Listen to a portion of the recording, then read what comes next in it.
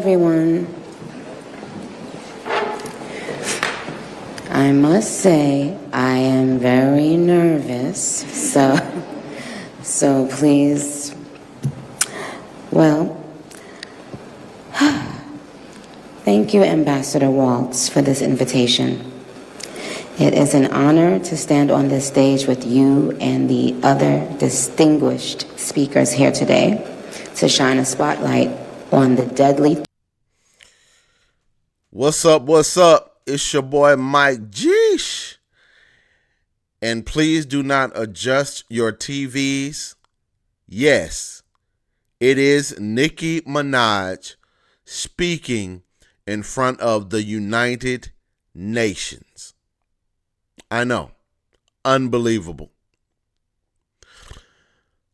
Nicki Minaj is speaking in front of the United Nations to address the horrible religious killings that are going on in Nigeria, where they are killing the Christians. Very terrible situation is going on in Nigeria, and Nicki Minaj wants to come forth to speak about it. Now, I must say, I do not know what the criteria is for one to speak in front of the United Nations. I definitely would not think that the person that America would choose to speak on this subject would be Nicki Minaj. But she is speaking in front of them. Makes me wonder, do they know who she is? I mean, do they have a clue who Nicki Minaj is and what? I'm just wondering, how does she relate to this subject? But it is a serious subject, so I'm not going to play around with it like that. I'm just going to go ahead and see what Nicki has to say, and let's just take a listen. Here we go. Threat faced by thousands of Christians in Nigeria. I would like to thank President Trump for prioritizing. She looks very pretty. She looks good. This issue, and for his leadership on the global stage in calling for urgent action to defend Christians in Nigeria, to combat extremism, and to bring a stop to violence against those who simply want to exercise their natural right to freedom of religion or belief. I stand here as a proud New Yorker with a sense of gratitude that we live in a country where we can freely and safely worship God regardless of one's creed, background, or politics. No group should ever be persecuted for practicing their religion, like I recently stated on social media. And we don't have to share the same beliefs in order for us to respect each other. We're beyond. Nicki, you're talking about no group should be persecuted. I agree. But do you really believe that, Nicki? Because you seem to be on a very, very strong persecution tour concerning one Cardi B. Did we forget that she was just cursing out Cardi B's child just a month ago? Cursing out Cardi B's child. Do y'all remember that, or did we forget that? Did we forget that Nicki Minaj was cursing out Cardi B's child?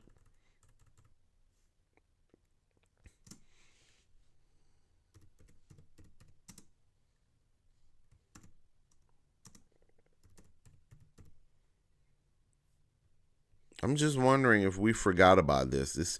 It just happened like a month ago, it just happened a month ago, literally 1 month ago. Cardi B and Nicki Minaj are going at it again. Some still. crazy. Nah, but this time though, like, I mean, you know, we talk about all the back and forth up here, and we talk about put it in the music and all of that. But I feel like yesterday watching the two of them go back and forth, it was too far. They brought the kids into it. Wrong. Wrong on both ends. Yeah, I felt like it was too far. Now, just a little background. So when we played that audio yesterday of Cardi B going off about the Ice Spice lyric, Cardi B and one of Ice Spice's team members, his name is James. She mentions James in the audio. They were online going back and forth. Conversation is about who leaked the audio. So at some point, but it had to be somebody in the room with Cardi, because it sounds as if the other person is on the phone. The person is in the room with Cardi. That's been the back and forth. Now James himself came out and said he didn't leak anything. All right, we're not gonna sit here. Cardi cleared it up. She said, "How are you pressed over an album you haven't got a hit on or a mention in? Your feelings are hurt because I haven't paid you no attention. You haven't even cut your kids' cake yet. It's 6 o'clock in LA. You must have took your first line of the day." So then Nicki tweets Barney B and Culture Vulture. You know, Culture is Cardi B and Offset's daughter. And then, of course, Cardi responds and she says, "Listen, that's the last time you're going to be mentioning my kids. You know, we're not about to do that," basically. Nicki Minaj then calls Culture ugly. And then it gets really like crazy after, you know, I mean, it was already crazy. Called her child ugly. This is Nicki Minaj calling Cardi B's child Culture ugly. You know what I'm saying? Now, am I saying that because she is very petty like that means that she can't speak on serious issues? No, of course not. I'm definitely not saying that. But I'm just saying I wonder what the criteria is for the person that the United Nations picks to speak in front of them. Like, there's lots of people in the black community that can be chosen to speak in front of the United Nations. Former President Barack Obama. Of course, they're not going to choose this man, but Minister Farrakhan. We have other preachers that could get up there and speak on this. I mean, it is a religious killing. They are killing Christians. Get Creflo Dollar. Get I don't know. Whoever. Get whoever to speak in front of there. You know, Jesse Jackson. I know he's kind of sick right now, but I'm just trying to think of famous black people. If they're going to use a black person, somebody that they could get. You know, I'm guessing because it's in Nigeria, that's why they have a black person speaking. I don't know. But anyway, let's just keep it going.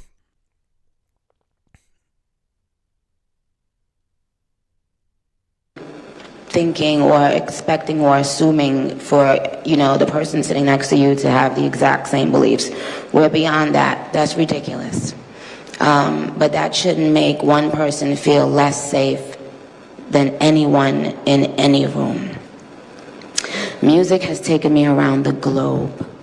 I have seen how people, no matter their language, culture, or religion, come alive when they hear a song that touches their soul. Religious freedom means we all can sing our faith regardless of who we are, where we live, and what we believe. But today, faith is under attack in way too many places. In Nigeria, Christians are being targeted, driven from their homes, and killed. Churches have been burned. Families have been torn apart. And entire communities live in fear constantly, simply because of how they pray. Sadly, this problem is not only a growing problem in Nigeria, but also in so many other countries across the world, and it demands urgent action. And I want to be clear.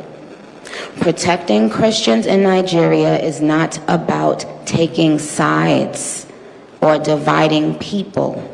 It is about uniting humanity. Nigeria is a beautiful nation with deep faith traditions and lots of beautiful barbs that I can't wait to see. When one's church, mosque, Did she just insert bars into this speech? Nicki Minaj, you inserted going to have a drink and getting drunk while speaking on religious killings going on in Nigeria. You see what I'm saying, ladies and gentlemen? This is a serious topic. You be serious all the way through. We don't need to talk about beautiful bars and you want to go drinking.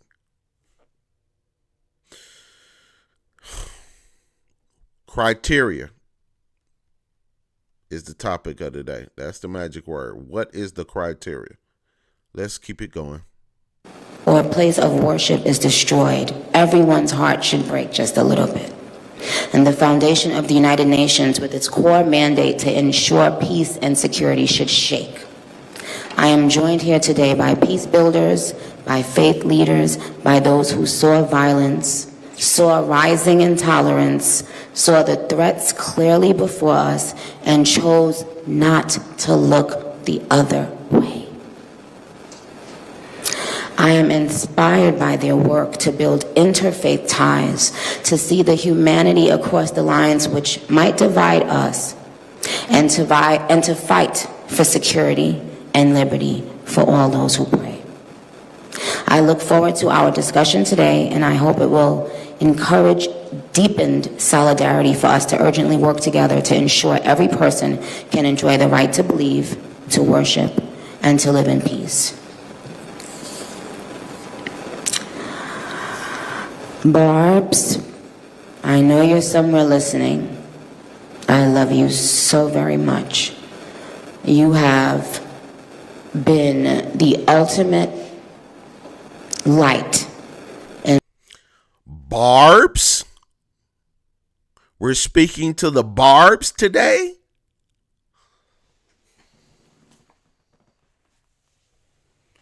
What the hell is the Barbs gonna do?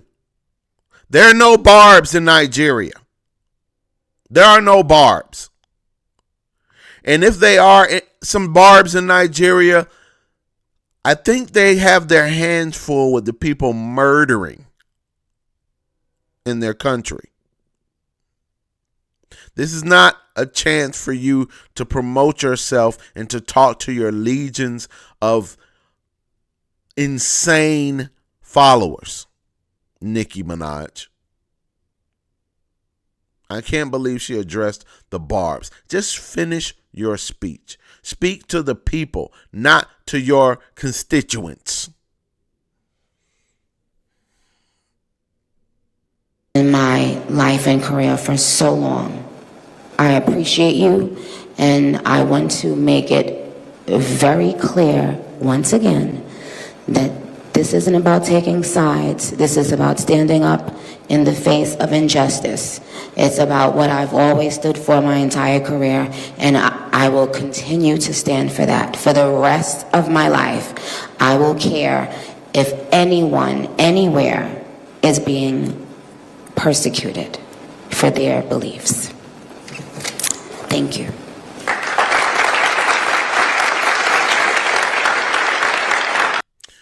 All right, well, there it is, everybody. Nicki Minaj speaks at the United Nations. Absolutely unprecedented and absolutely unexpected.